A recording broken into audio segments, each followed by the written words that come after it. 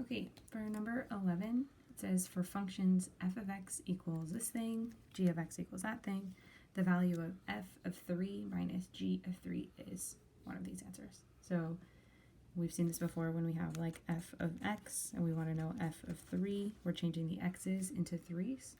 So f of 3 would be 5 times 2 to the power of 3. Every time I see an x, I'm putting in a 3. And then in a separate problem, I want to know g of 3. So g of 3 would be 10.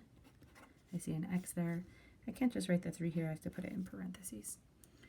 So in this case, I would have 5 times 2 to the power of 3, which is 40. And 10 times 3 is 30. And it says that they want us to subtract them. 40 minus 30 is 10. So we would have 10 as our answer, B.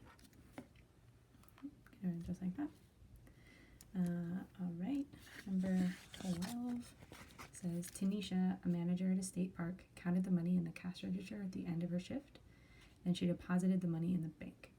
Right, so something that managers do, they count the money, and then they make sure that they take it to the bank. When she went back to her office, she accidentally shredded the deposit slip. So when you take something to the bank, you can get a slip back that tells you how much money you put in. That's what a deposit slip is called. She remembered that there were only $5 and $10 bills. She also recalled that there were 27 bills totaling $205. How many $5 bills were in Tanisha's cash register at the end of her shift? So this is a classic systems problem. Systems mean that we have two variables that we're trying to solve for. So how many 5s and how many 10s in this situation? So I'm going to write two equations. So she remembered there was only $5 and $10 bills. So $5 bills, we don't know how many of them she has. And plus $10 bills, we don't know how many of those she has. But they were going to be equal to $205.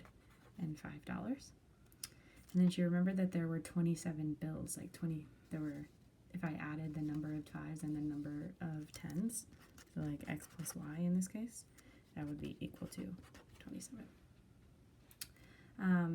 In this situation, they want you to solve it. You can solve it by hand, or you can put it in your calculator. If you put it in your calculator, you have to solve for y. So like subtract 5x to the other side, divide by 10. So you'd have y equals, subtracting out 5x, you'd have negative 5x plus the 205 from before.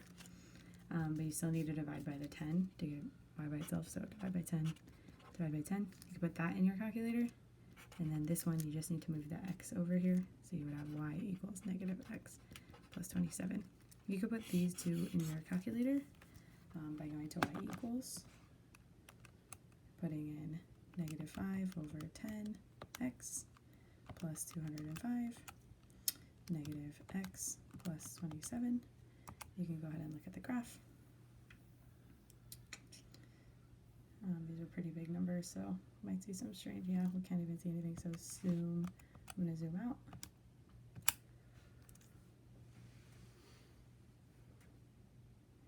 And I can see that first equation is graphing there. In this situation, I'm not seeing my second equation. Let's just double check. Oh, let's see. I forgot to divide this by 10. Right, so I put 205, but I didn't divide by 10. So I'm going to put that there. See, okay, there's my blue line. And then here comes in my red line. And in this situation, we want to know where they're the same, because we need to know like when the x's and y's are the same amount. So it would be this right here. I'm going to press second trace, go down to intersect, press enter. And then I'm going to press first curve is the blue one, second curve is the red one, and then press enter one more time. So then x would be 13 and y would be 14. So in this case, x is 13, y is 14. We can see those bills add up to 27. If we put them in here, we'd have that. It says how many $5 bills were in our cash shift, and that's my x, so 13 would be the answer there. You could also guess and check by plugging numbers in there. That might take a minute, but you could do it. Or you could say, okay, I know I have 5x plus 10y equals 205. And then I want to get I want to get one of those to cancel, so I'll do the y's in this case because I want to get those to go away. So I'm going to do plus y plus 27, multiply this times negative 10. So I'd have negative 10x minus 10y equals negative 270. So I'm turning this into this, and then I'm going to add these two together. So 5x minus 10x would be negative 5x. These would cancel and leave me with 205 minus 270 would be negative 65. Divide by negative 5. X is equal to 13. And since x's were standing in for my $5 bills, I know that x is 13. So this one would be called elimination. You could do it like that. This one is graphing. That's when we put it in our calculator. So you could do either of those, or you could guess and check the last one. So pretty crazy.